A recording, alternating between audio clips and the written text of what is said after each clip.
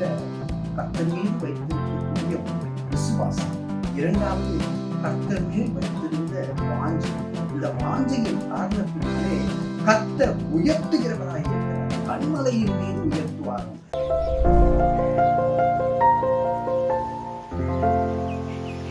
கிறிஸ்துவுக்குள் மிகவும் பிரியமானவர்களே, தாவீதினிடத்திலே மிகவும் பிடித்தமான காரியம் நமக்கு என்னன்னு பார்க்கும்போது, அசைக்க முடியாத ஒரு விசுவாசம் வைத்திருப்பார். அடுத்தது கர்த்தர் மீது அவர் அசைக்க முடியாத வாஞ்சை ஒன்று வைத்திருப்பார். இந்த ரெண்டு காரியங்கள், ஆண்டவர் மீது வைத்திருக்கிற விசுவாசமும் வாஞ்சியம் இருக்கிறபடியினாலே கர்த்தரிடத்திலே அவர் பெற்றுக்கொள்ளுகிற உயர்வை நாம் பார்க்க முடியும். 27வது சங்கீதத்திலே அவர் இப்படியாய் சொல்லுகிறார். 1வது வசனத்திலே, கர்த்தர் என் வெளிச்சமும் என் ரட்சிப்புமானவர், யாருக்கு பயப்படுவேன்?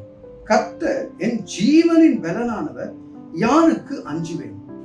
இன்னைக்கு பயம் என்பது நம்மை வாட்டிக்கொண்டே இருக்கும். எந்த ரூபத்துல வரோன்னே சொல்ல முடியாது. உட்கார்ந்து கொண்டே இருப்பாங்க, இது இப்படி நடந்துடுச்சுன்னா அப்படின்னு சொல்லி பயப்படுவாங்க. இப்படிப்பட்ட ஒரு சூழ்நிலையில நீங்க பயந்து கொண்டு பலவிதமான காரியங்களை சிந்தித்து கொண்டு இருப்பீர்கள். ஆனால் கர்த்தர் இன்றைக்கு நமக்கு கற்றுக் கொடுக்கக்கூடிய ஒரு பாடம், இந்த தாவீதின் ஜெபத்தின் நிமித்தமாக, பாடலின் துதி பாடலின் நிமித்தமாக கற்றுக் கொடுக்கக்கூடிய ஒரு பாடம் என்ன தெரியுங்களா? யாருக்கு பயப்படுவேன், நான் யாருக்கு அஞ்சுவேன்? ஏன்னா கர்த்தர் எனக்கு வெளிச்சமும் எனக்கு ரட்சிப்புமானவர் என்று சொல்லுகிறார். இரண்டாவது, அங்க பார்க்கும்போது ஏன் அப்படி சொல்லுகிறார்னா, சத்துருக்கள் என் சத்துருக்களும் என் பகைஞருமாகிய பொல்லாதவர்கள் என் மாம்சத்தை பட்சிக்க என்னை நெருக்குகையில் அவர்களே இடறி விழுந்தார்கள் என்று 2வது வசனத்துல சொல்றாங்க. உங்களுக்கு எதிராக சில திட்டம்லாம் போட்டு வருவாங்க. அவங்க ஒரு ட்ராப் வைப்பாங்க, திடீர்னு ஒரு தடை வைப்பாங்க. கவலைப்படாதீங்க, பயந்துடாதீங்க, அவங்களே அதுல இடறி விழ செய்வார் கர்த்தர். அப்படிப்பட்ட ஒரு நம்பிக்கையை வைத்திருக்கிறார். 4வது வசனத்துல பார்க்கும் பொழுது அவருடைய வாஞ்சையை பார்க்க முடியும். பாருங்க, கர்த்தரிடத்தில் ஒன்றை நான் கேட்டேன், அதையே நாடுவேன். நான் கர்த்தருடைய மகிமையை பார்க்கும்படியாகவும் அவருடைய ஆலயத்தில் ஆராய்ச்சி செய்யும்படியாகவும் நான் என் ஜீவனுள்ள நாளெல்லாம் கர்த்தருடைய ஆலயத்தில் தங்கி இருப்பதையே நாடுவேன். இன்னைக்கு பரிசுத்த ஓய்வு நாள். இன்னைக்கு ஆலயத்துக்கு போகிறதுக்குள்ள எவ்வளோ ஒரு போராட்டம். நாமளே போகணுமா போகக்கூடாதான்னு யோசிச்சுட்டு இருப்போம். நம்ம பிள்ளைகளை கிளம்பு கிளம்பு கிளம்புன்னு சொல்லுகிறோம். ஆனா தாவீது பாருங்க, ஒரு ராஜா, அவர் ஒன்றை கேட்டாராம், அதையே நாடுவாராம். அது என்ன ஒன்று என்று பார்க்கும்பொழுது, கர்த்தருடைய மகிமையை நாம பார்க்கும்படியாகவும் அவருடைய ஆலயத்தில் ஆராய்ச்சி செய்யும்படியாகவும் ஜீவனுள்ள நாளெல்லாம் கர்த்தருடைய ஆலயத்திலே தங்கி இருப்பதையே நான் நாடுவேன் என்று சொல்கிறார். அப்பெல்லாம் ஆலயம் இல்லைங்க, ஆகாமிய கூடாரங்கள் தான் இருந்தது. முதல் ஆலயம் தாவீதின் மைந்தனாகிய சாலமோன், மகனாகிய சாலமோன் கட்டின முதல் ஆலயம் தான். ஆனா அந்த ஆகாமிய கூடாரத்திலே நான் வாசமாய் இருப்பது எவ்வளவு நல்லது என்று சொல்லுகிறதை பார்க்க முடியும். பிரியமானவர்களே, ஏன் தெரியுங்களா? நம்ம எல்லாருக்கும் ஒரு தீங்கு நாள் வருங்க.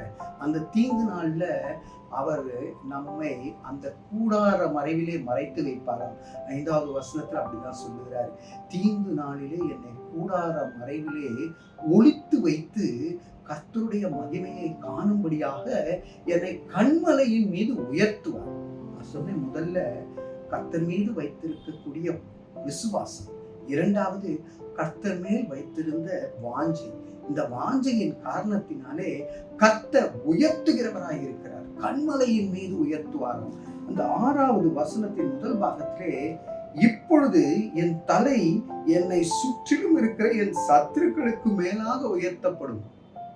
என்னை சுத்தி வந்தாங்க பாருங்க, பாளையம் இறங்கி வந்தாங்க பாருங்க, அவங்களுக்கு மேலாக நம்முடைய தலையை ஆண்டவர் உயர்த்தி கன்மலையின் மீது வைக்கின்றவராய் இருக்கின்றார். இந்த வசனங்களை எல்லாம் நீங்க திரும்பி பார்க்கும்போது, தாவீது கையே பார்த்து இல்லைங்க, தாவீது முகத்தை பார்க்கிறார்.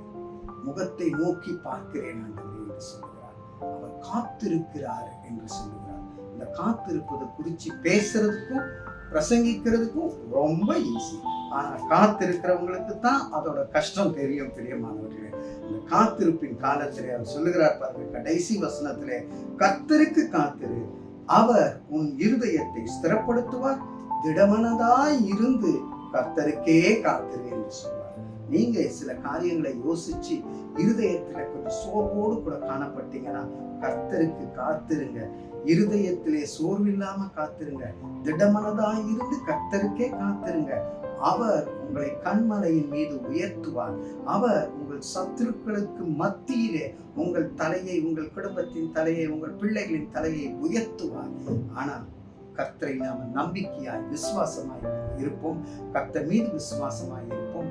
கர்த்தர் மீது வாஞ்சையாய் இருப்போம். அவருடைய ஆலயத்துக்கு மகிழ்ச்சியோடு சென்று கீர்த்தனம் பண்ணி திரும்பி வந்து சாட்சியாய் வாழ கர்த்தர் நமக்கு உதவி செய்வாராக.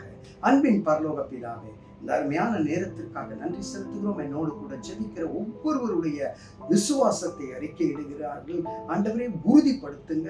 அவர்களுடைய வாஞ்சையை உறுதிப்படுத்துங்க. அவர்களுடைய உயர்வை கர்த்தாவே கண்மலையின் மீது உயர்த்தும்படியாக, கர்த்தருக்கே காத்திருந்து உயர எழும்ப கிருபை செய்யும்படியாக இயேசுவின் மூலம் ஜெபித்து ஜெயம் எடுக்கிறோம் ஜீவனுள்ள நல்ல பிதாவே. ஆமென், ஆமென்.